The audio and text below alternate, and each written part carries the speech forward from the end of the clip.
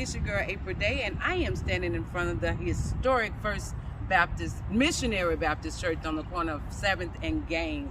Oh, that's a tongue twister to say all that, but I am here to talk to the one and only Senator Chesterfield about the importance of voting, because we have midterm elections coming up and there's some races that you need to get out and vote. And so let's go talk to Senator Chesterfield so she can tell you the importance of voting. Hey, I'm your girl April Day, and I have the pleasure of speaking with the one and only Senator Chesterfield. How are you today? I am marvelously well, just had great church service, and so the speaker talked about just standing, and that's what I feel we've got to do today.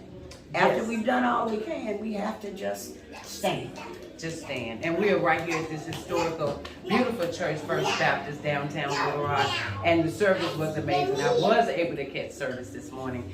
And we just want to talk to you about the importance of voting in this election. It is critical. And speaking to the NAACP last night in Texarkana, we talked about the reasons for the founding of the NAACP. One was to address the lynchings that were going on unmitigated. The other was to provide a quality education for our children, and certainly the right to vote. So many lives have been given. When I think about my generation, I think of Dr. King's assassination. I think of Medgar Evers' assassination. I think of Viola Liuzzo and Goodman, Cheney, and Swerner giving their lives so that we could just vote. And to have that taken for granted now is just totally unacceptable.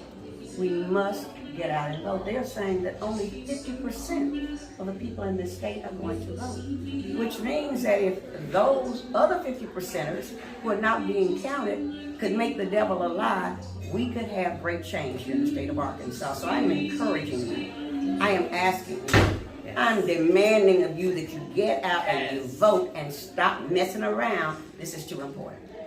And what can we do as a community to help get more voters out? What do we need to do? How can I impact my community? Well, you're doing it now with this, but also just one-on-one conversations.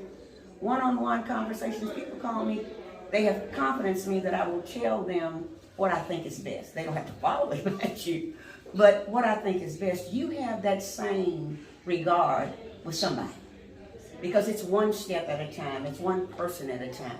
Each one bring one. And if each of us brings a new person to the polls, hopefully they've registered to vote, because the effort now is to expunge the rolls, to make it more difficult for you to get back on the rolls to vote. Voting is a right. Mm-hmm. It's not opportunity, it is a right. Yes. And when individuals emphasize their rights and engage in their rights, change can happen. So what do we need to, because as I speak to certain people about this voting in this election, mm-hmm. I'm coming across young people mm-hmm. that just don't see a reason to vote. They don't think voting, that they should, that there's no impact in it as far as they're concerned. So what would you tell the young people, the young voters, the non-young voters?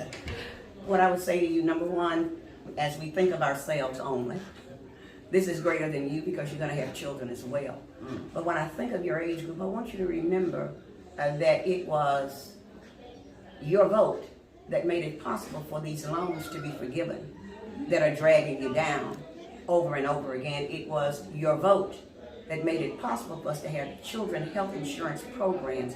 It was your vote that gave us Obamacare that has allowed more than 300,000 people on the roll in the state of Arkansas. It was your vote. None of this happens unless there is a vote, because every decision affecting us is a political one. Every one of them. And if you don't vote, then you say, I don't care what happens to me. So when people mess you around, shut up. When you don't get any money and a better paying job, just shut up. When the minimum wage doesn't go up, shut up. Because you decided it's not enough in it for me. It is indeed, and it is something that people died for and that you are to live for. You heard it right from Senator Chesterfield, and she said it so well. Thank you for